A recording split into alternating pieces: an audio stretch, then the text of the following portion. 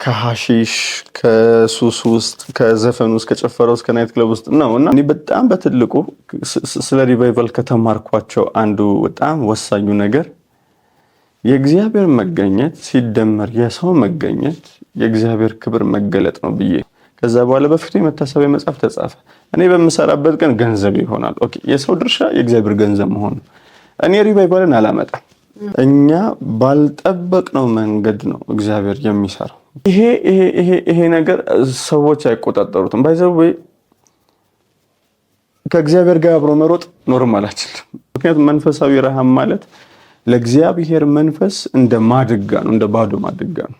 በዚህ ሪቫይቫል ውስጥ 4 ሚሊዮን ሰው ነው አንድን ቸርች የጎበኘው። እግዚአብሔር ከሆነ ትውልድ ጋር የሚያገናኘን አውቀነውም ሆነ ሳናውቀው በዛ ትውልድ ጉዳይ በመንፈስ ቅዱስ ስንቃተት ያንን የጸሎት መንፈስና ረሃብ እግዚአብሔር እንደ ጸጋ ስጦታኛ ውስጥ ሲያስቀምጠው በተንበረከክን ቁጥር ጩኸታችን ይሆናል።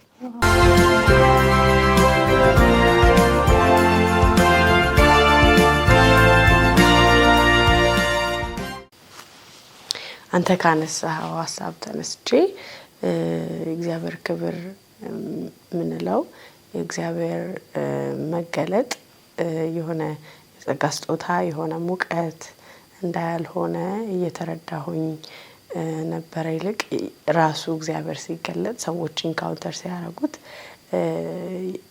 የምናየው ነገር እንደሆነ ሪቫይቫል የሚፈልገው አቋም ምንድነው? ራሳችንን እንዴት ነው ለዚህ ነገር ዲሲፕሊን ማድረግ የምንችለው?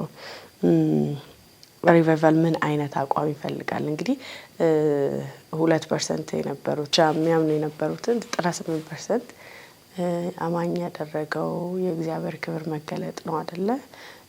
በሀገራችን ውስጥ እንኳን ብናይ ከ37% በላይ የሆኑ ያልተደረሱ ህዝብ ክፍሎች አሉ ወንጌልን ያልሰሙ ማለት ነው። ኢትዮጵያን ብቻ ብናይ በዓለም ዙሪያ ደግሞ ብናይ በጣም ብዙ ነው። ኢቭን አማኞችን ቁጥር እንኳን ብናነሳ በጣም ትንሽ ነው፣ 30% እንኳን አንሞላም።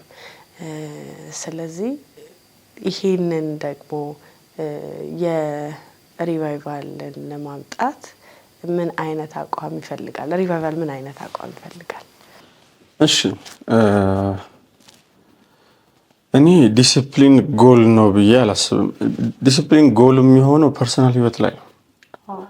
ፐርሰናል ህይወት ላይ ዲሲፕሊን ጎል ሊሆን ይችላል፣ ምክንያቱም በዲሲፕሊን ውስጥ ስለምናድግ። ሪቫይቫል ግን ከኛ ዲሲፕሊን በላይ ነው። ያ ማለት ክርስቶስ ኢየሱስን ለመምሰል ራሴን ሳስለምድ እንደ ክርስቲያን ዲሲፕሊን የሆነ ህይወትም ለመኖር ራሴን እያስለመድኩኝ ነው ባይ ዲፎልት። ምክንያቱም ራሱ ህይወቱ ስለሚሰራ ያንን ነገር ዲሲፕሊን የሆነ ህይወትን ስለሚፈጥር። ስለ ሪቫይቫል የምናወራ ከሆነ ግን ዲሲፕሊን ከመሆን በላይ ይጠይቃል። ምን ማለት ነው? ሪቫይቫል ጉዳዩ ከአንድ ግለሰብ በላይ ነው፣ ከኔ ህይወት በላይ ነው። እግዚአብሔር ሲሰራ ቤተክርስቲያን ወይም ደግሞ ሰዎች ድርሻ አለ እግዚአብሔር ሲሰራ። ስለዚህ በሪቫይቫል ወቅት ማወቅ ያለብን ትልቁ ነገር የኔ ድርሻ ምንድነው? የእግዚአብሔር ድርሻ ምንድነው? እኔ በጣም በትልቁ ስለ ሪቫይቫል ከተማርኳቸው አንዱ በጣም ወሳኙ ነገር የእግዚአብሔር መገኘት ሲደመር የሰው መገኘት የእግዚአብሔር ክብር መገለጥ ነው ብዬ ነው። ምን ማለት ነው?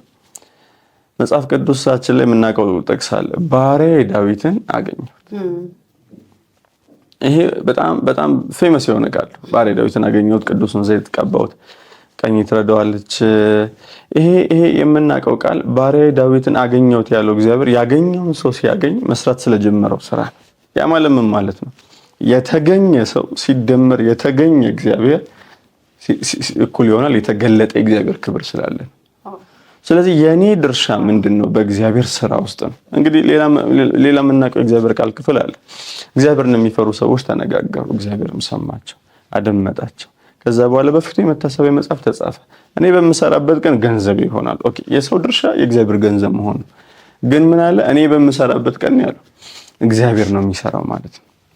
ስለዚህ እግዚአብሔር የሚሰራ ከሆነ የኔ ድርሻ የእግዚአብሔር ገንዘብ መሆን ነው። ራሴን ወደዛ ደረጃ ማቅረብ ነው። ጳውሎስ ምን አለ? በተጨማሪ ራሳችን የክብር ዕቃ አድርገን እንድናቀርብ ራሱን በፈቃዱ የሚቀድስ አድርገን እንድናቀርብ ነው በእግዚአብሔር ቃል ውስጥ የሚመክረን።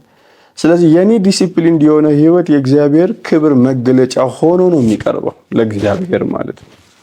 እግዚአብሔር እንዲጠቀምበት ሊያስችል የሚችል ዝግጅት ነው ከኔ ህይወት የሚጠበቀው ማለት ነው። እኔ ሪቫይቫልን አላመጣም፣ ግን እግዚአብሔር ሲሰራ በሚሰራበት ቀን ገንዘብ ለመሆን ነው ራሴን የማቀርበው ነው። የእግዚአብሔር ቃል ዝግጅት ደግሞ በመንፈስ ቅዱስ ሙላት የሆነ ዝግጅት መንፈሳዊ ዝግጅት ይኖረኛል ማለት ነው። ስለዚህ ሪቫይቫልን ማላመጣ ከሆነ ሲመጣ እንዲጠቀምብኝ ወይ ደግሞ ሲመጣ እንዲመጣ ከሚቃትቱት ሰዎች መካከል አንዱ ለመሆን ነው የኔ ድርሻ። ከዛ ውጪ ያለው ነገር ሁሉ የእግዚአብሔር ነው። በሉዓላዊነቱ ነው የሚገለጠው፣ በሉዓላዊነቱ ነው የሚመጣው፣ በሉዓላዊነቱ ነው የሚንቀሳቀሰው፣ በሉዓላዊነቱ ነው አንደኛውን ሰው ፊተኛ አንደኛውን ሰው ከጀርባ የሚያደርገው።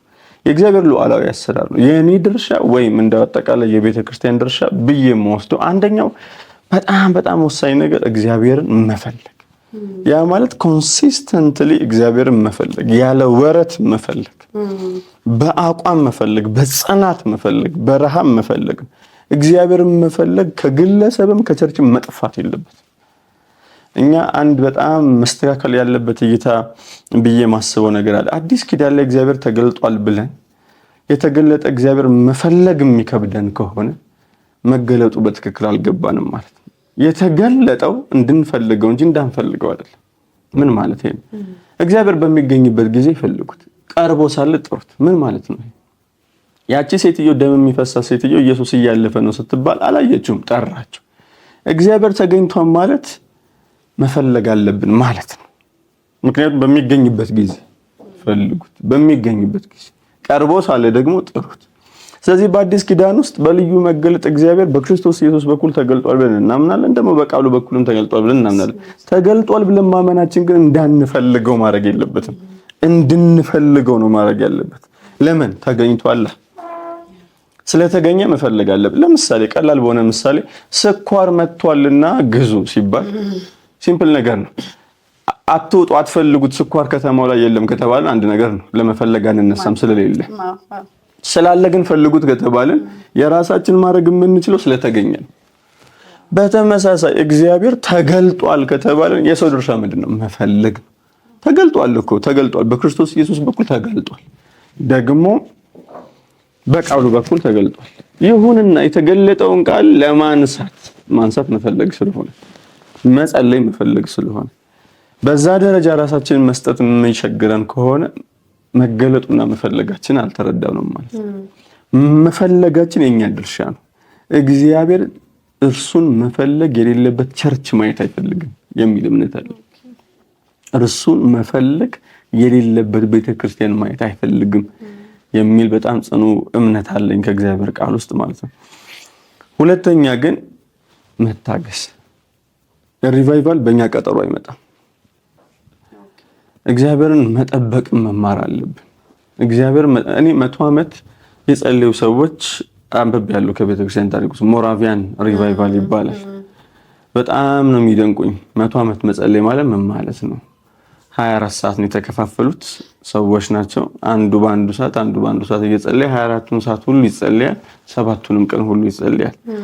the first great awakening አምጥቷል የሚባለው ይሄኛው የሞራቪያን ጸሎት ነው። የ100 ዓመት ጉዞ ማለት የ100 ዓመት ጸሎት ነው። የ100 ዓመት የሪቫይቫል ጸሎት ነው። ምን ማለት ነው? የ100 ዓመት የሪቫይቫል 100 ዓመት መጠበቅን ከየት ነው የተማሩት?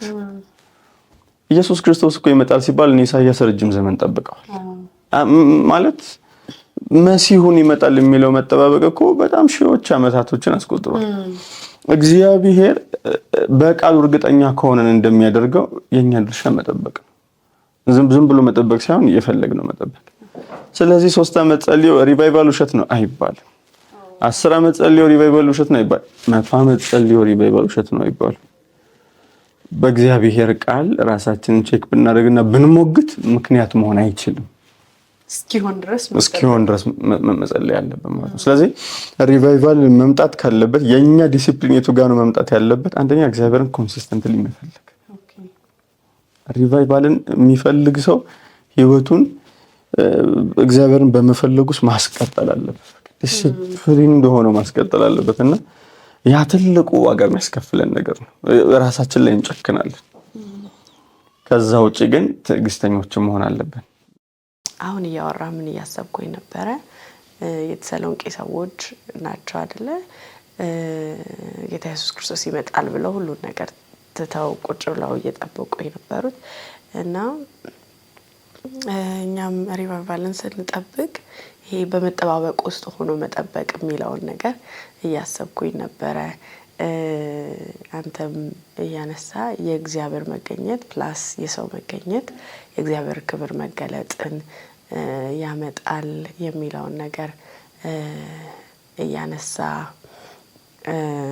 ነበርና እሱን በጣም ወድጀዋለሁኝ። ግን ይህንን ደግሞ ክብር ሚስ የሚያደርጉ ሰዎች አሉ።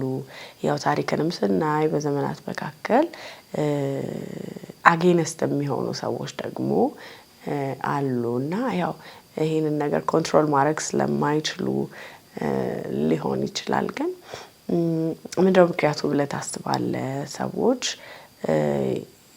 ከዚህ ከሪቫይቫል አጌነስት የሚሆኑት ወይም ደግሞ ሚስ የሚያደርጉ ሰዎች አሉና እንዴት ነው ያ ሊፈጠር የሚችለው? ኤግዛክት ምክንያቱም ማስቀመጥ እቸገራለሁ። ምክንያቱም በእግዚአብሔር ቃል ውስጥም ስለምናይ እንግዲህ እግዚአብሔር በተንቀሳቀሰበት ዘመን ሁሉ በእግዚአብሔር ስራ ተቃራኒ የቆሙ ሰዎች አይጠፉም። ግን ምክንያቶችን እንጥቀስ ብንል ልናነሳቸው የምንችላቸው ምክንያቶች አይጠፉም። መቼስ እዚህ ጉዳይ ላይ መመረጥና ለመመረጥ ብዬ ሀሳብ ወደ መስጠት አላዘነብልም። እሱ አከራካሪ ስለሚሆን ማለት ነው። ግን ብዙ ጊዜ መሸከም የማንችለው ነገር ያልተዘጋጀንበት ነገር ብዙ ጊዜ እንደው ዝግጅት ሲባል ግን የልብ መዘጋጀት ማለት ነው። መጽሐፍ ቅዱስ ሲናገር የልብ መዘጋጀት ከሰው ነው፣ የምላስ መልስ ግን ከእግዚአብሔር ነው የሚል ነገር አለና እኛ ባልጠበቅነው መንገድ ነው እግዚአብሔር የሚሰራው። ክብሩን ለራሱ መውሰድ ስለሚፈልግ እግዚአብሔር የትኛውንም እንቅስቃሴ ሲያደርግ እንደርሱ መፈለግ አለብን እንጂ በዚህ በኩል አድርገው አይባልም። በዚህ በኩል ስራው አይባልም። በወጣቶች ስራ አይባልም። ዲግሪዎች ባላቸው ስራ አይባልም። በሀብታሞች ስራ አይባልም። እግዚአብሔር መፍሰስ ባለበት አቅጣጫ ነው የሚፈሰው። ሉዓላዊ ነው፣ ልናከብርለት ይገባል ፈቃዱን ወይ ምናምን ነገርና ማወቅ ያለብን ነገር እኛ እውቅና በማንሰጣቸው በማንፈልግባቸው ወይ ደግሞ በዚህ በኩል እንኳን አይመጣም ብለን በማንጠብቅባቸው አቅጣጫ እግዚአብሔር ሲሰራ ብናይ ተቃራኒ እንዳንቆም መፍራት አለብን የሚል ነገር አለ። ለምሳሌ ገማሊያ የሚባል ሰውዬ መጽሐፍ ቅዱስ ውስጥ እናውቃለን። ይሄ ሰውዬ ጳውሎስ እውቅና ሰጥቶታል ትልቅ አስተማሪ ነው ብሎ። በሐዋርያት ስራ መጽሐፍ ውስጥ ስለ አይሁድ ሸንጎ ማንበብ እንችላለን። የአይሁድ ሸንጎ ማለት ጸሐፍት ያሉበት፣ ሊቀ ካህናት ያሉበት፣ ሽማግሌዎች፣ ፈሪሳውያን ያሉበት፣ የሕዝብ አለቆች ያሉበት ቦታ ነውና በዛ መካከል ገማሊያ ተነስቶ በሐዋርያቶቹ ላይ ሊያደርሱ ስለነበረው መከራ ሲያስጠነቅቃቸው አንድ ነገር ብሏል። ምንድን ነበር ያለው? ከዚህ በፊት የተነሱ ሰዎች ነበሩ፣ የተከተሏቸው ሰዎች ነበሩ እና ሰዎቹም ጠፍተዋል፣ የተከተሏቸውም ተበትነዋል። አሁን ግን እነዚህ ሰዎች ከእግዚአብሔር ካልሆኑ ራሳቸው ይቆማሉ፣ ራሳቸው ይጠፋሉ፣ ተዋቸው። ከእግዚአብሔር ከሆኑ ግን ምናልባት ከእግዚአብሔር ጋር ስትጣሉ ራሳቸው እንዳታገኙ ብሎ መከራቸው እና እኔ እሱ ምክር ኖቲስ አደርገዋለሁ። በየትኛውም ዘመን ለእግዚአብሔር ሲሰራ በእግዚአብሔር ተቃራኒ መቆም በጣም አስፈሪ ነገር ነው። ወላ በቸርች ደረጃ፣ በከተማም ደረጃ፣ በሀገርም ደረጃ ሊሆን ይችላል። በጣም ለመንፈሳዊ ነገር እንቀናለን፣ ለቅድስና እንቀናለን፣ ለጽድቅ እንቀናለን የምንለው ያ ቅናት አንዳንዴ የእግዚአብሔርን እርምጃዎች ሴንስ ካለማድረግ የተነሳ በስራው ተቃራኒ እንዳያስቆመን እንፈራለን። በየትኛውም ሌቭል ላይ ብንሆን፣ ምክንያቱም እግዚአብሔር ሉዓላዊ ነው፣ ቦታውን አያስነካም። ቸርች ውስጥ ረጅም ዓመት ላገለግል እችላለሁ፣ የመጣሁበት መንገድ ሊኖረኝ ይችላል። አማክሮኝ ግን አይሰራም እግዚአብሔር። አስፈቅዶኝ ግን አይሰራም እግዚአብሔር። የስራው አካል ሊያደርገኝ ይችላል፣ በምህረቱ ብዛት ማለት ነው። በጣም ሲራራልኝ የስራው አካል ሊያደርገኝ ይችላል። እግዚአብሔር እንዲያስፈቅደው የምትጠበቅ ሰው ግን መሆን አልችልም። በየትኛውም መመዘኛ በጣም ትልቅ የእግዚአብሔር ስራ ውስጥ መንፈሳዊ አባት ልሆን እችላለሁ፣ የቤተክርስቲያን አባት ልሆን እችላለሁ። ይሁንና እግዚአብሔር ያለው ቦታ ግን እግዚአብሔር ብቻ። በዚህም የመጣ ሲንቀሳቀስ በሉዓላዊነቱ በሚያደርገው እንቅስቃሴ ውስጥ ሳይገባን የሚቀሩ ብዙ ጉዳዮች ይኖራሉ፣ ሊኖሩም ይችላል። በዛ መካከል ግን ተቃራኒ እንዳንቆም መስጋት አለብን። ምናልባት ከስጋት የተነሳ ይሄ ነገር የሚያበላሸው ነገር ነው የሚበልጠው ከሚል ስጋት የተነሳ ይሄ ነገር ወንጌልን ሊያጎድፍ ይችላል፣ ትምህርታችንን ሊያጎድፍ ይችላል ከሚል ስጋት የተነሳ በየትኛውም ዘመን ላይ የተነሱ ሪቫይቫሎች በጊዜው ለነበሩ የሃይማኖት አባቶች ስጋት ፈጥረዋል። በተለይ በጸሎት ላልተዘጋጁ፣ በመንፈሳዊ ረሃብ ውስጥ ላልተዘጋጁ፣ እግዚአብሔር ሆይ ና እያሉ ሲጠባበቁ ላልነበሩ የሃይማኖት አባቶች ስጋት እየፈጠረም ነበር። ለምንድን የያዙትን ነገር ይዘው ማስጠበቅም ስለሚፈልጉ፣ ያችን ቁጥጥር መልቀቅ ስለማይፈልጉ። ምክንያቱም ያቺ ቁጥጥር ሰላማዊ ቦታ አድርገው ነው የሚያስቡት እነሱ። ከዛ ውጪ የተንቀሳቀሰው ነገር ሁሉ የቀደመውን ሰላማዊ ነገር ሊረብሽ ይችላል የሚሉ ስጋት አለ። አንዳንድ ጊዜ ስጋትን በውስጣቸው እየፈጠረ በእግዚአብሔር ስራ ውስጥ ተቃራኒ አድርጓቸው የሚያቆማቸው ከሆነ በጣም አደጋ ይኖረዋል ማለት ነው። ይህንን መጽሐፍ ቅዱስ ውስጥ እናየዋለን፣ የቤተ ክርስቲያን ታሪክ ውስጥም እናየዋለን። ሪቫይቫል ሲመጣ በባህሪው ለሰው አይምሮ ምቾት አይሰጥም። ይሄ ፋክት ነው። ለምን ልምምዶችን ይረብሻል። የመጡትን ምናቃቸውን ያስቀጠልናቸውን ረጅም ዓመት ይዘን የመጣናቸውን ነገሮች ይረብሻል። እንደሚረብሽም አምነን ነው እግዚአብሔርን መፈለግ ያለብን። ያ ማለት እንግዲህ በ2 ሰዓት ውስጥ የምታልቅን ፕሮግራም እግዚአብሔር በየቀኑ ለ6 ሰዓት የሚደረግ ፕሮግራም አድርጎ ሊያስቀጥለው ይችላል። ሆኖም ያውቃል በታሪክ መካከል ይሄ ነገር ምቾት የማይሰጠው ሰው መሆን በጣም በጣም ከባድ ነው። ጂሰስ ሙቭመንት የተባለ አንድ ሙቭመንት ነበርና አሜሪካ ውስጥ በጣም ብዙ ወጣቶች የተንቀሳቀሱበት እና እግዚአብሔር በጣም በወጣቶች ህይወት ውስጥ ያለፈበት የወጣቶችን ህይወት የነካበት ሪቫይቫል ነበርና በጣም ብዙ ሩቅ የሚባል ሪቫይቫል አይደለም፣ ግን ስያሜው ጂሰስ ሙቭመንት ይባላል። ኢቭን ወጣቶቹም እንደዛ ነው የሚባሉት፣ ምክንያቱም ኢየሱስን በደንብ የሚያወሩ ነበሩና አብዛኞቹ ወጣቶች የመጡት ከሐሺሽ፣ ከሱስ ውስጥ፣ ከዘፈን ውስጥ፣ ከጨፈራ ውስጥ፣ ከናይት ክለብ ውስጥ ነውና በአንድ ጊዜ መጥተው ኦልሞስት በሚባል ደረጃ ቸርችን ሲሞሉ በጊዜው የነበሩ የቸርች ሰዎች ምቾት አልሰጣቸው። ምክንያቱም ኤልደርስ ነበሩ፣ እድሜያቸው ትልልቅ የነበሩ ምናምን ናቸው እና እነዚህ ወጣቶች ሲመጡ አለባበሳቸውን ይዘው የሆነ ነገራቸውን ይዘው ይሄ ወዲያ ወዲህ ማለታቸውን ይዘው እንቅስቃሴያቸውን ይዘው ምናምን ነው የመጡት። ኢቭን ወደ ወንጌል ስራ እንኳን ሲገቡ እነዚህ ወጣቶች ፍጥነታቸው ከቀደሙ ትውልድ ጋር አብሮ መሄድ አልነበር። ብዙ ብዙ ብዙ ምቾት የሚነሱ ነገሮች ሊኖሩት ይችላል። ሪቫይቫል የቀደመን ነገር አያስቀጥልም፣ ይረብሻል እንጂ ጭራሽ አያስቀጥልም። ይሄ የሪቫይቫል አይነተኛ ባህሪ ነው። የቀደመን ነገር ያስቀጥለ ሪቫይቫል ሆኖ አያውቅም በታሪክ መካከል። ረባሽ ነው። ልምምዶችን፣ ጊዜዎችን፣ ሩቲኖችን፣ ስርዓቶችን ይረብሻል። በትክክል ይሄ መሆኑ ነው በጣም ብዙ ሰዎች ሳያውቁት እንኳን እንዲተላለፉ የሚያደርጋቸው ማለት ነው። ተቃራኒ እንዲቆም እንዴት እግዚአብሔር እንደዚህ ይሰራል አይነት እንኳን እስኪባል ድረስ ያው ኃጢአት አይሆንም እንጂ አሰራር ላይ ብዙ ሰው ብዙ ጥያቄ ሊያነሳ የሚችልበት አጋጣሚ ተፈጥሮ ታይቷል በታሪክ መካከል። ግን እግዚአብሔር የሰራባቸው ሆኖ ታይቷል። ኮንትሮል ማይደረግ ነው በቃ ማለት እያንዳንዱ ቦታ ላይ ሊፈንዳ ይችላል። እያንዳንዱ ሰው አድሬስ ሊያደርግ ይችላል። አሁን ለምሳሌ ብለን እናስብ እንችላለን። በቃ የሆነ ፓስተር አለ፣ የሆነ ነብይ አለ፣ ብቻ የሆኑ አገልግሎቶችን ለሆኑ ሰዎች የሰጠነው ሊሆን ይችላል። ግን እግዚአብሔር መጥቶ ፊት ለፊት ደግሞ ሲያገኝ ልክ እንደ ሰማራዊቷ ሴት ማንም እንዲያያት ሰዎች እንኳን እንዲያዩት ማትፈልግ የሆነችዋ ሴት ግን አገልጋይ ሆና አይደል ከተማውን ገልብጣ ወደ ክርስቶስ እስክታመጣ ድረስ ማለት ነው። ስለዚህ ኮንትሮል የሚደረግ አይደለም። ከዛ ደግሞ ሰዎች ደግሞ እንደዛ ማድረግ ይፈልጋሉ። ያኔ ያው ረብሻው ይነሳል ማለት ነው። ልክ ነው። ብዙ ጊዜ እኛ ሰዎች የለመድነውን ነገር መጣል ጎበዝ አይደለም።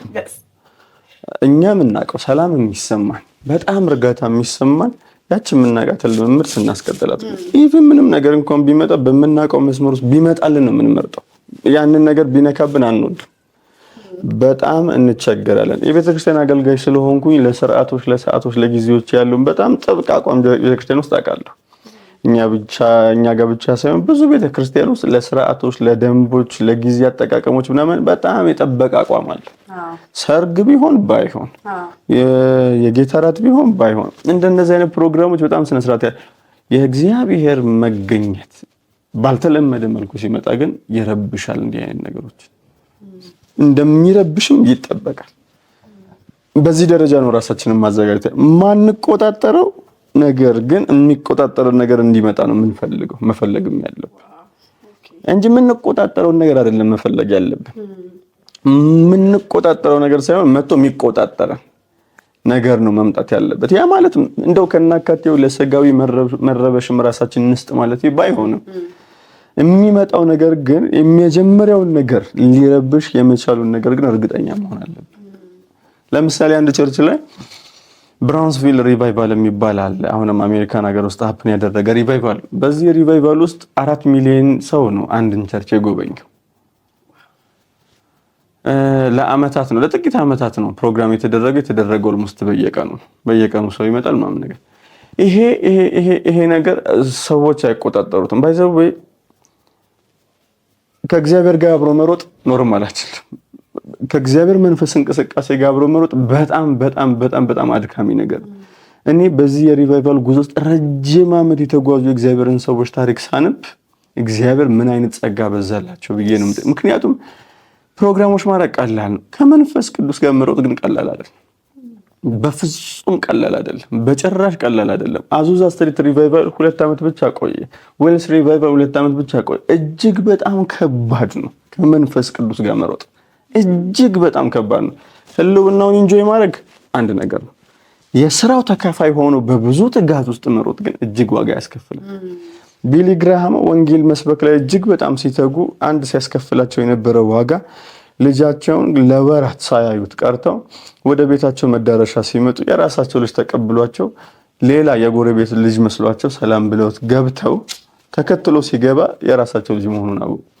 ከመንፈስ ቅዱስ ጋር ሰዎች ለመሮጥ የሚከፍሉት ዋጋ ቤታቸው ውስጥ እንኳን ይሄ አይነት ክፍተት ሊፈጥር ይችላል። ለዛ ነው ትልልቅ የእግዚአብሔር ሰዎች የእግዚአብሔርን ስራ ለመስራት አብረው ከመንፈስ ቅዱስ ጋር የሚሮጡበት ሩጫ የእግዚአብሔር ጸጋ ባይሆን በምንም አይነት ሁኔታ ሌላ ነገር እውቅና መስጠት አንችልም።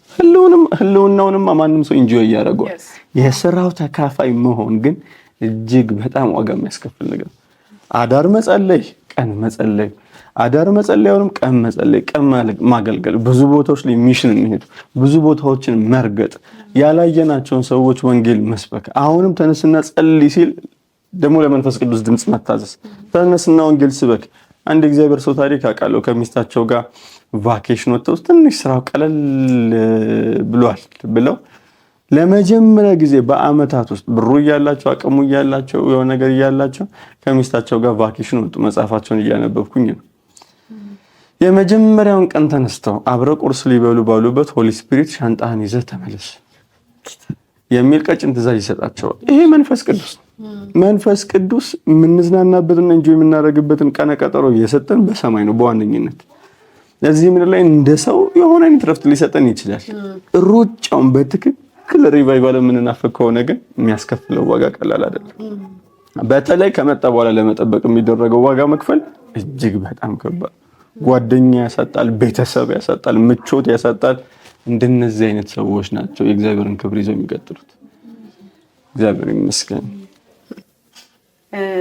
ብቻ አሁን አንተ ስታወራ እያሰብኩኝ ነበር በፊት የነበረንን ነገር፣ ረሃቡን፣ በቃ የምንጮኻቸውን ጩኸቶች፣ የምንጸልያቸውን ጸሎቶች እና አንዳንድ ጊዜም እንደዛ ወደ አእምሮ ይመጣል የነበረን ረሃብ ምናምን ማለት ነው። እና ያው ሆነስትሊ አሁን እኔ በዛ አይነት ፔስ ውስጥ አይደለሁም።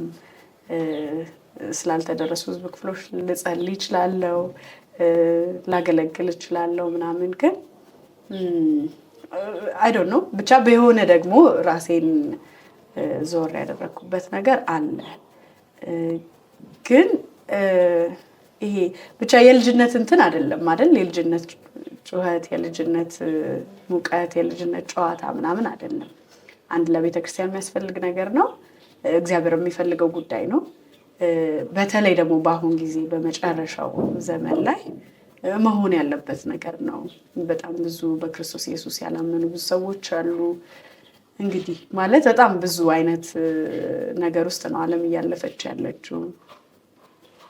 ብቻ ያው ብናነሳቸው በጣም ብዙ ናቸው። ማለት ወንጀሎችን ብናነሳ፣ ከመጽሐፍ ቅዱስ ውጪ የሆኑ ፕራክቲሶችን ብናነሳ፣ ጋብቻዎችን ኢቭን ብናነሳ አሁን በፊት እንደምናውቀው አይደለም አይደለ? አንዳንዱ ነገሮች ሰዎች ኖርማል ለማድረግ ራሱ ፋይት እያደረጉ ያሉበት ጊዜ ነው ያለው እና ከበፊት ይልቅ እንደውም አሁን አብልጠን ለዚህ ጸሎት ልንተጋ የሚገባበት ጊዜ ነን።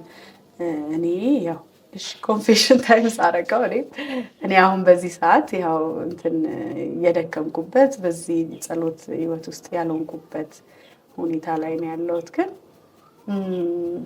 እንዴት ነው ማለት ይሄ ሞኝነት ያልሆነው የልጅነት ነገር ያልሆነው ዝም ብሎ ሙቀት ያልሆነው ነገር እንዴት ነው ሰዎች ወደዛ መመለስ የሚችሉት?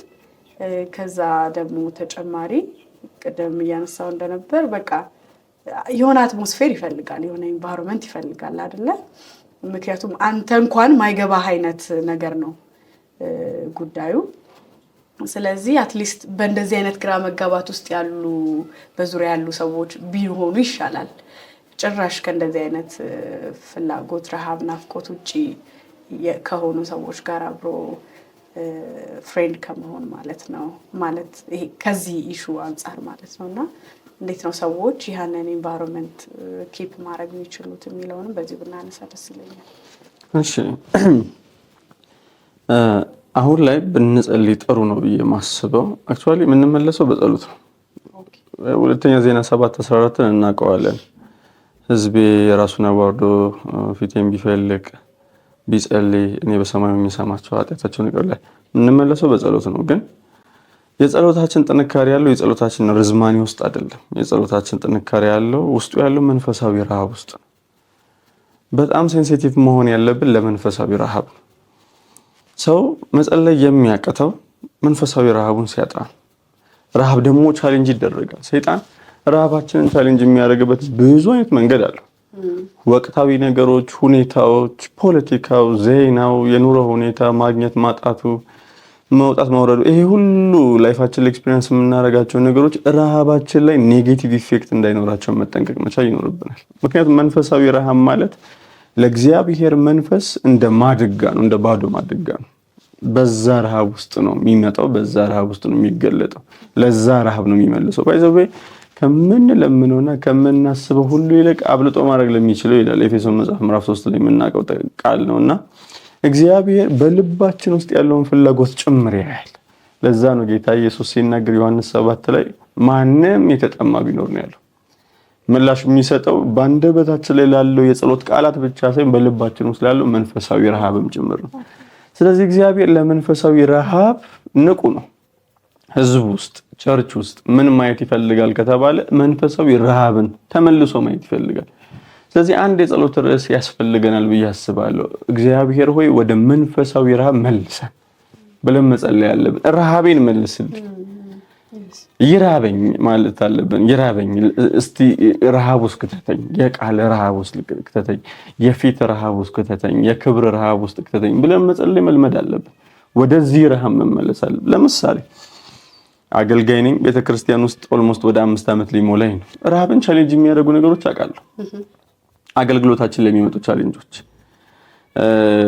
ከሰው ጋር ባለን ግንኙነት ወይ መስተጋበር የሚመጡ ቻሌንጆች ረሃባችንን አታክ ሲያደርጉ አውቃለሁ። መድረኮቻችን ላይ የሚገጥሙን ቻሌንጆች ረሃባችንን አታክ ሲያደርጉ አውቃለሁ። የምናገለግልባቸው የታይም ስኬጁሎች ረሃባችንን አታክ ሲያደርጉብን፣ ዳይቨርት ሲያደርጉን አውቃለሁ። ግራና ቀኝ እንድንል ሲያደርጉን አውቃለሁ። የእግዚአብሔርን ክብር ከመገለጥ ባለፈ የኛን የአገልግሎት ስኬት መንገድ እንድንፈልግ የሚያደርጉ ቻሌንጆች ሲገጥሙን አውቃለሁ። እነዚህ ሁሉ የረሃብ ጠላቶች ናቸው፣ የመንፈሳዊ ረሃብ ጠላቶች ናቸው። እንግዲህ አገልግሎትን ሳናቅ፣ መድረክን ሳናቅ በንጹህ ልብ በመንፈሳዊ ረሃብ ውስጥ ሆነን የነበርንበትን ጊዜ ብናስብ ውድ ጊዜ፣ እጅግ የሚናፈቅ ጊዜ። ምክንያቱም ንጹህ ነበራ።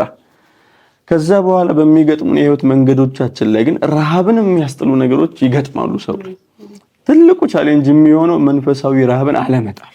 ምክንያቱም እዛ መሰዊያ ስር የሚያመጣን ረሃብ ነው፣ ያ የእግዚአብሔር ክብር ረሃብ። ሪቫይቫል እንድንጸልይ የሚያደርገን የመንፈሳዊ ረሃብ ጉዳይ።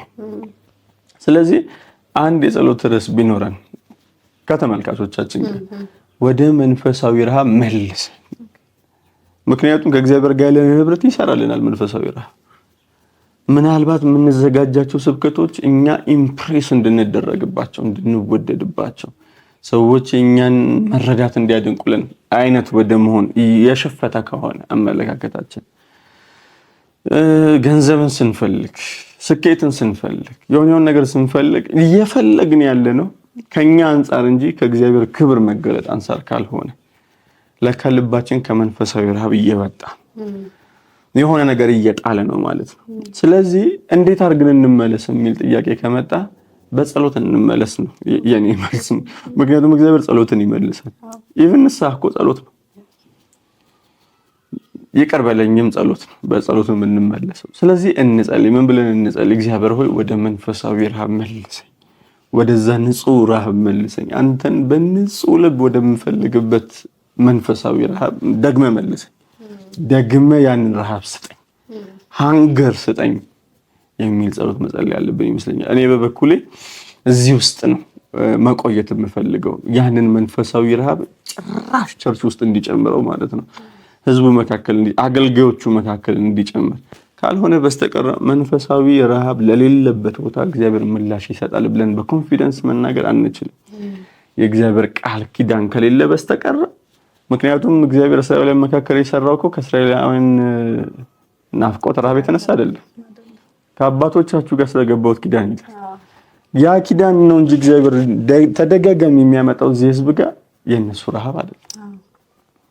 አሁንም ቢሆን እግዚአብሔር ህዝቡ ያለ ረሃብ እንዲሆን የሚፈልግ አይመስለኝም። እግዚአብሔር ሆይ ወደ መንፈሳዊ ረሃብ መልሰን። ታዲያ ሪቫይቫል እንዴት ነው የሚቀጥለው? ከመጣስ በኋላ ያንን ሃንገር አለመተው። የሰው ልጅ ትልቁ ችግር ትኩረት ይሰጣል። ሚስ እናደርጋለን፣ መነሻችን እንረሳለን። ምንጥለው ነገር አለ በየመንገዱ። የሆነ ስኬት ሲገጥመን የሆነ ነገር ሲገጥመን ምን ተዋቸው ነገሮች አሉ። አዙዛ ስትሪት ሪቫይቫል ላይ ዊሊያም ሴሙር ያንን ሪቫይቫል እንዲቀጥል ሲፈልግ የሚያደርገው ነገር የሆነ ቦክስ አዘጋጅቶ ጭንቅላቱን እዛ ቦክስ ውስጥ እያስገባ ነበር የሚጸልየው። እሱ ሲጸልይ ሰው እንዳያይ፣ እሱም ሰዎች እንዳያዩት የራሱን ክልል ብቻ ለመፍጠር ፈልጎ እዛ ውስጥ እየተደፋ ይጸልያል። ፕራይድ በጣም መጥፎ ነገር ስለሆነና ረሃባችንን ሉዝ ካደረግን ለእኔነት እንጋለጣለን። ሌላ በጣም እዚህ ጉዳይ ላይ ኤምፋሲስ ሰጥቼ ልናገር የምፈልገው ነገር በሪቫይቫል ጉዳይ ረሃብ የሌላቸውን ሰዎች ምን አይነት ግንኙነት ይኖረን ከእንደነዚህ አይነት ሰዎች ጋር የሚለው ነገር በጣም አሳሳቢ ነው። ለረሃባችን ስንጠነቀቅ ለግንኙነቶቻችን መጠንቀቅ አለብን። ያ ማለት በተለያየ መንገድና ምክንያት ሊሆን ይችላል። ሪቫይቫል አይመጣምም አያስፈልግምም የሚል አቋም ያላቸው ብዙ ሰዎች አሉ፣ እናውቃለን። ከእንደነዚህ አይነት ሰዎች ጋር እንዴት እንቀጥል ከተባለ መጽሐፍ ቅዱስ ሁለተኛ ጢሞቴዎስ ምዕራፍ 2 ቁጥር 22 ላይ አንድ ነገር ይነግረናል። በንጹህ ልብ ጌታን ከሚጠሩ ጋር ጽድቅን፣ እምነትን፣ ፍቅርን፣ ሰላምን አጥብቀህ ተከተል ብሎ ለጢሞቴዎስ ነው የሚነግረው ጳውሎስ። ከክፉ የጎልማሳነት ምኞት ሽሽ ይለውና በንጹህ ልብ ጌታን ከሚጠሩ ጋር ከሚጸልዩ ጋር ማለት ነው። በንጹህ ልብ ጌታን ከሚጠሩ ጋር ከሚፈልጉ ጋር ማለት ነው። ኢንቫይሮመንቶቻችን ሁሉ በረሃብተኞች መክበብ አለብን ብዬ አስባለሁ። ምክንያቱም ባልንጀራውን ይስላል። ይሄ ከሆነ ታዲያ ረሃብን የሚያስጥል ኢንቫይሮመንት በጣም ሲሪየስሊ ልንፈራው ይገባል። ብዙ ነገሮችን እየተጨዋወትን ያለ ነው። ለብዙ ሰው የሚያስተምር ነገር ነው እና እንግዲህ አሁን ላይ ያለ ነው በብዛት ሃይማኖተኞች ሆነናል። ደግሞ አንዳንድ በጓዳ የሚተጉ እግዚአብሔርን ክብር ደግሞ የሚፈልጉ ሰዎች እንደሚኖሩ አምናለሁ። ግን እስኪ አንተ በዚህ ሁሉ ጊዜያቶች ውስጥ ስቲክ አድርገህ የእግዚአብሔርን ክብር መገለጥ እየተጠባበክ እንድትኖር ያደረገ ኤክስፒሪየንስ ምንድን ነው? በዚህ ሁሉ ጽናት ውስጥ እንድትቆይ ያደረገ ብታደርገን ደስ ይለኛል። በእርግጥ እንደዚህ የተጋነነ የምለው ኤክስፒሪየንስ አለኝ ወይ አይ ዶንት ኖ። ለኔ ትርጉም የሚሰጡኝ ነገሮች ነው ሜንሽን ላደርግ የምችለው። ለምሳሌ በግል ህይወቴ ውስጥ በዚህ ጸሎት ውስጥ ከቆየሁኝ በኋላ የመጸለይ አቅሜ ከዛ በፊት የነበረው አይነት አይደለም። እግዚአብሔር ይህንን መረዳት ከሰጠኝ በኋላ በእኔ ህይወት ውስጥ የተፈጠረ የጸሎት አቅም አለ። የመልጃ መንፈስ ስለሆነ የመልጃ አቅም ስለሆነ ሰው በግሌ እኔ ህይወት ውስጥ የገባው ነገር ምንድነው? በዚህ ጉዳይ ላይ መጸለይ ነው። አንድ ቴስቲሞኒ በጣም አንድ ቦታ ላይ ላገለግል ሄድኩኝና በአብዛኛው በእግዚአብሔር ፊት በመጸለይበት በየትኛውም አጋጣሚ ስለ ሪቫይቫል እጸልያለሁ። ስጸልይ ደግሞ ስፔሲፊክ የሆኑ ጸሎቶችን ሜንሽን አደርጋለሁ። ለምሳሌ እግዚአብሔር ሆስፒታሎችን ባዶ አድርግ እያልኩ ጸልያለሁ። እስር ቤቶችን ባዶ አድርግ እያልኩ ጸልያለሁ። ከሌሎች እምነት ያላቸው ሰዎች ጋር ተያይዘው ደግሞ እንዲድኑ ጸልያለሁ እንደ እግዚአብሔር ቃል ስለሆነ። ከዛ በኋላ በአንድ የአገልግሎት አጋጣሚ ላይ ስፔሲፊክ አድርጌ የምጸልያቸው እነዚህን የጸሎት አይነቶች አንድ ሰው እንደ ቴስቲሞኒ ነገረኝ። ከአገልግሎቱ በኋላ እንደነዚህ አይነት ጸሎቶች ጸልዬ አላውቅም፣ ግን ከተገናኘን በኋላ ኢቭን በእነዚህ አይነት ጉዳዮች ላይም ዲስከስም አላደረግም። ግን ያ ወጣት ምን ተካፈልኩ ብሎ ሲመሰክርልኝ ሰማሁኝ። ወደ እንደነዚህ አይነት የጸሎት ርዕሶችና የጠየቀኝ ጥያቄ በእነዚህ አይነት ጉዳዮች ላይ ትጸልያለህ እንዲህ ብሎ ነው። ስፔሲፊካሊ እሱም የሚጸልየው የነበረው እስር ቤቶችን ባዶ አድርግ፣ ሆስፒታሎችን ባዶ አድርግ እያለ እንደሚጸልይ ነገረኝ። እና ሳምሃው ይሄንን አይነት ረሃብ ሰዎች ሲካፈሉ አይቻለሁ። ምክንያቱም እንደነዚህ አይነት ጉዳዮች የመንፈስ ቅዱስ መቃተቶች ናቸው። እኔ በግሌ መጸለይ በጣም ደክሞ መጸለይ አቅቶኝ ከመጸለይ በሆኑ ነገሮች ወይ ቀናቶች በጣም ደክሜ ለመጸለይ ስንበረከክ ስለ ሪቫይቫል ጸልያለሁ። ስለ ወጣቶች ጸልያለሁ።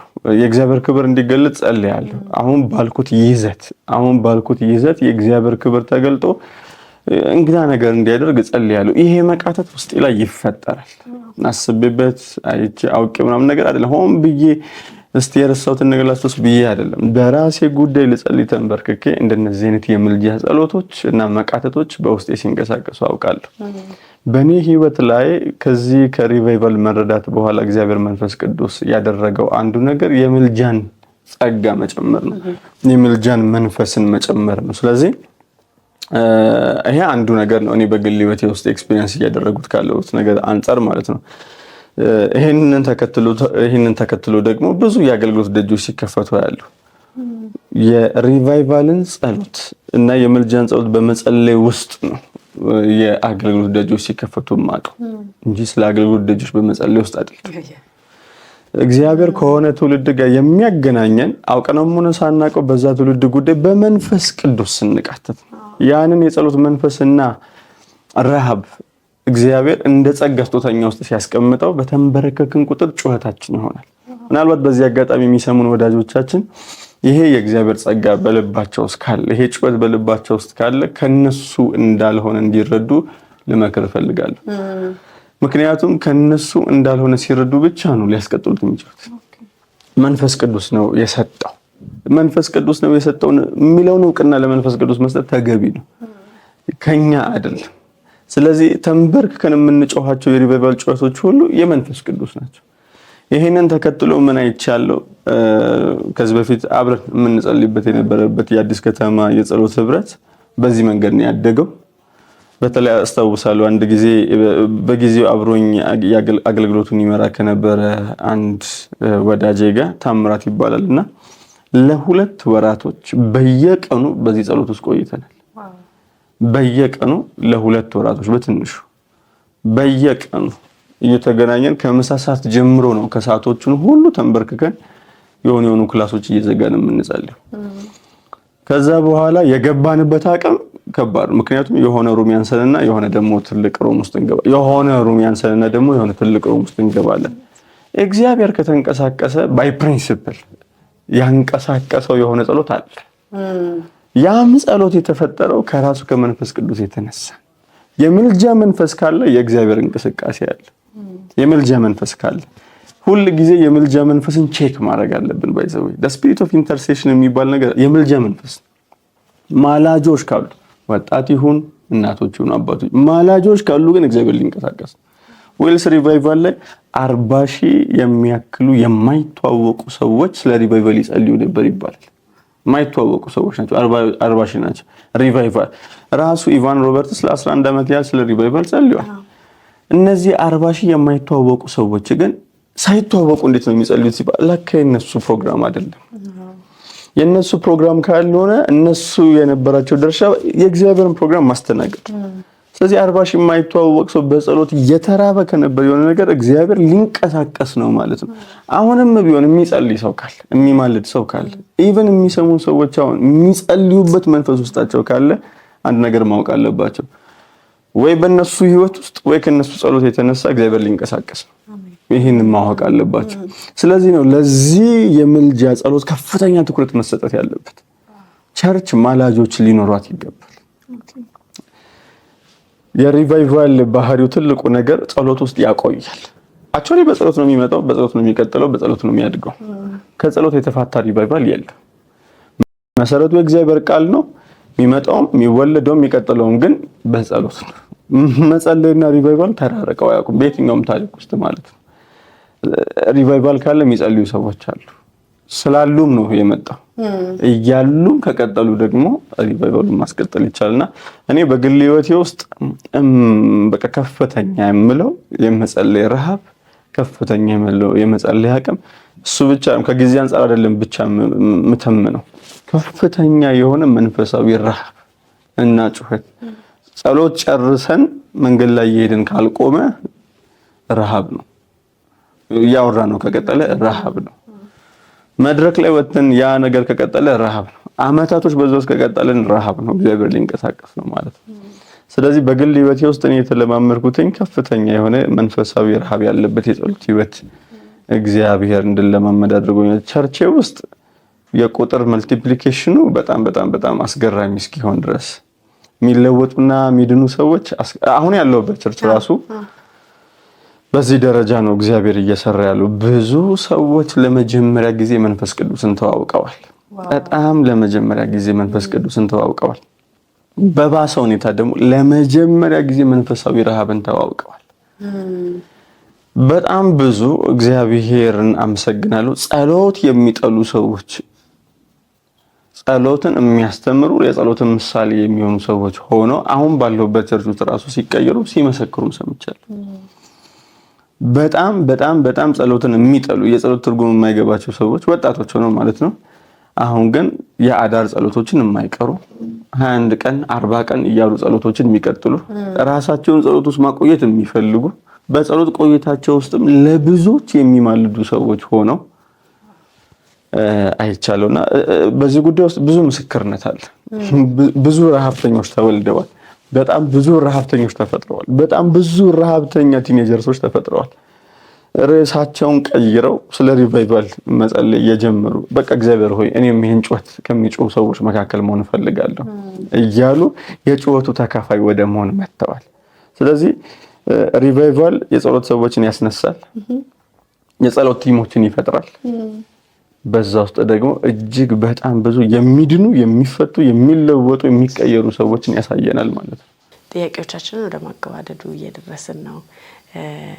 ብዙ ጥያቄዎችን እያነሳን ነበር። ለኔም ይሄ ፕሮግራም የትንሳኤ ፕሮግራም ይሆንልኛል። ቅዱስ ጌታ ይባርክህ። ያው ከቤተ መቅደሱ የሚወጣው ውሃ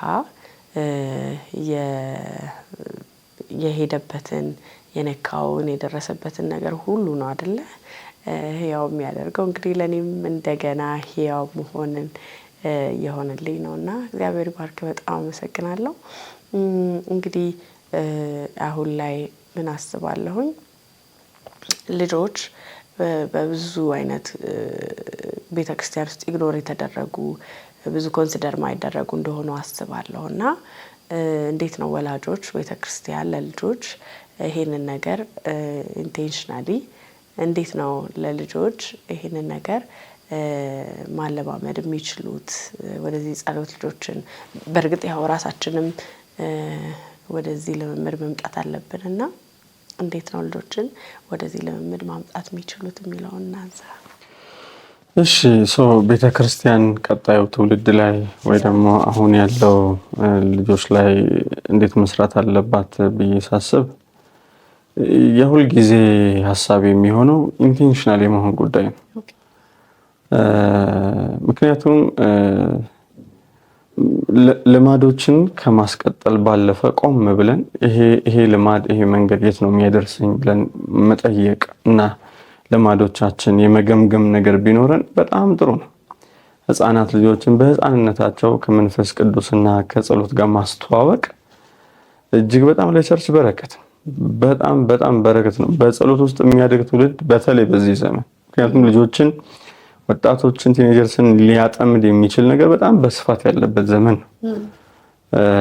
ሩቅ መሄድ አይጠበቅብንም። ቤቶቻችን ውስጥ ያሉ የኛ ልጆች ስልኮቻችንን የሚሻሙበት ጊዜ በጣም በጣም በትንሽነታቸው ነው። በጣም ለኤሌክትሮኒክስ ነገርና ለዘመኑ ነገር ተጋላጭ የሚሆኑበት የእድሜ መጠን በጣም ትንሽ ነው። ንቁ ነው የሚሆኑት ገና ካሁኑ ማለት ነው። ስለዚህ በዚህ ደረጃ ከሆነ ቤተክርስቲያንስ እንዴት መስራት አለባት ከተባለ ኢንቴንሽናሊቲ ሆን ተብሎ የሚሰራ ነገር መኖር አለበት። ሆን ተብሎ ከሪቫይቫል ጋር ማስተዋወቅ፣ ሆን ተብሎ ከጸሎት ጋር ማስተዋወቅ፣ ሆን ተብሎ ከመንፈሳዊ ረሃብ ጉዳዮች ጋር ማስተዋወቅ፣ ማስተማር። ቅድም ብያለሁኝ ነገሮች በእውቀት ነው እኛ ጋር የሚመጡት፣ በእውቀት ነው እኛ ጋር የሚቆዩት፣ በእውቀት ነው የሚቀጥሉት። ያላስተማርናቸው ነገር ልንጠብቅባቸው አንችልም። ጊዜ ወስጄ ስለ ጸሎት አስተምሬያለሁ ወይ? ጊዜ ወስጄ ስለ ጸሎት ልምምድ አብሬ ከነዚህ ልጆች ጋር በመሆን አጸልያለሁ ወይ? ኢንቴንሽናል በሆነ መንገድ ተሰራ ብቻ ነው ፍሬ መጠበቅ የምችል። ካልሆነ ባይዘው ሪቫይቫል አጋጣሚ መጠበቅ አይደለም። የትኛውም ገበሬ የትኛውንም ፍሬ ሲፈልግ አስቀድሞ ባረሰው መሬት ላይ ያንኑ ዘርዘርቶ ነው ፍሬ የሚጠብቀው። ሪቫይቫል የምንፈልግ ሰዎች በትምህርትም ሆነ በመጸለይ በዛ ጉዳይ ላይ ያለን ዝግጅት በጣም ወሳኝ ነው። እንደ ቤተክርስቲያን ቀጣዩ ትውልድ የሆነ የወንጌል እሳትን ይዞ መቀጠል ካለበት ፕሮፐርሊ ኮሙኒኬት መደረግ አለበት። ጉዳዩ ፕሮፐርሊ ማለት ነው። ትምህርት ተቀርጾ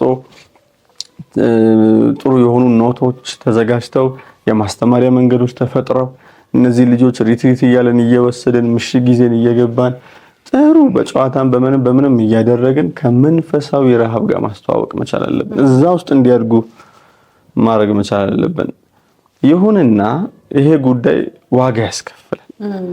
እኛ ህይወትና ባለንበት ዘመን ባለችው ቤተክርስቲያን ላይ ብዙ ዕውቀቶች ቢኖሩ ብዙ ዋጋ መክፈሎች የሉ። መንፈሳዊ ጉዳይና መንፈሳዊ እድገት ደግሞ መንፈሳዊ ዋጋ መክፈል አለው። እኛም ያስቸግረን ዕውቀቱ ብቻ ሳይሆን ዋጋ መክፈሉም ጭምር ኢፈርቱን ማውጣት ጭምር።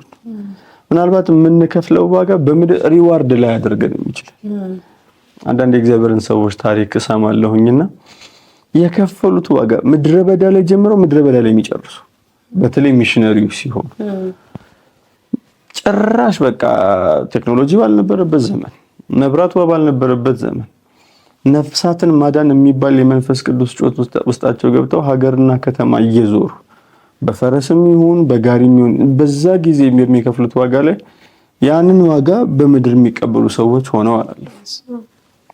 ግን ዋጋ ከፍለዋል። ዘመን ዘለቅ ሆኖ ወይም ደግሞ ረጅም ዘመን አስቆጥሮ የሆነ ነገር ቢታጨድም እነዛ ሰዎች ግን በጊዜው የነበረውን ነገር ዋጋ የተቀበሉ ሰዎች አይደሉም። እርግጥ የሰማዩ እንዳለ ሆኖ በምድር ግን ይሄ ነው የሚባል ለውጥ ያመጣላቸው ነገር አልነበረም። ዋጋ እየከፈሉ ነው የጨረሱት።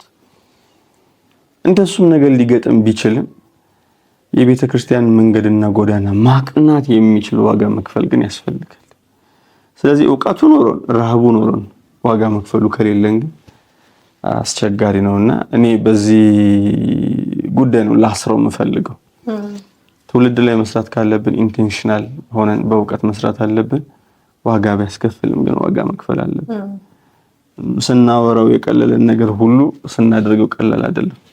ስለዚህ ዋጋ ለመክፈል የሆነ ቁርጠኝነት ያስፈልጋል የሚል ነገር አለ። አሜን። ምናልባት በመጨረሻ ማንሳት የምትፈልገው ነገር አለ? ያ በተቻለን አቅም በተለይ የሚሰሙ ሰዎች ወዳጆቻችን፣ በተለይ ወጣቶች እና ቤተክርስቲያን መሪዎች በማወቅም ይሁን ባለማወቅ ሪቫይቫልን በምናስተናግድበት ወይ ደግሞ በምንጸልይበት ጊዜ ስጋቶች ውስጥ የሚጥሉ ብዙ ጉዳዮች ሊገጥሙን ይችላሉ። ከትምህርት አንጻር፣ ከልምምድም አንጻር ቤተክርስቲያንና የተቀበልነውን ወንጌል ይጎዳል ብለን በጣም ብዙ የምንሰጋባቸው ነገሮች ሊኖሩ እንደሚችሉ እገምታለሁ፣ እረዳለሁኝ። ይሁንና የእግዚአብሔር ስራ እንደሆነ በማመን በዚህ እምነት ውስጥ በመቆየት በቤተክርስቲያናችን ውስጥ መንፈሳዊ ረሃብን ዳግም ለመቀስቀስ ብንነሳ የሚል መልእክት አለ። የቤተክርስቲያን መሪዎች ጉዳዩን ጉዳይ ለማድረግ፣ አገልጋዮች ጉዳዩን ጉዳይ ለማድረግ፣ ወጣቶችም ሪቫይቫልን ጉዳይ አድርገን በቤተክርስቲያን ውስጥ የመንፈሳዊ ረሃብ እሳት እንዲንቀሰቀስ ድጋሚ መስራት አለብን ብዬ አስባለሁ። ወደ እግዚአብሔር መመለስ አለብን ብዬ አስባለሁ። የሚያሰጋ ነገር ለመኖር እርግጠኛ ብንሆንም ግን ደግሞ እግዚአብሔር በሚንቀሳቀስበት ቦታ ሁሉ መንፈሳዊ ፍሬም እንዳለ ማወቅ አለብን። መንፈሳዊ ለውጦችም እንዳሉ፣ ትሩፋቶችም እንዳሉ ማመን አለብን። የእግዚአብሔር ቃል እሱን ስለሚመሰክርልን እኛ ላንቆጣጠረው እንችላለን፣ እግዚአብሔር ግን ላይቆጣጠረው አይችልም። እግዚአብሔር ግን ላይይዘው አይችልም። ስለዚህ በእግዚአብሔር እጅ ውስጥ ስለሆነ ያለው የእግዚአብሔርን መንፈስ ረሃብና ጩኸት ብያስተናግድን ዋጋ ለመክፈል ራሳችንን ከሰጠን በዘመናችን ላይ ሰማይ የሚቆጥረው ትርፍ ይኖረናል።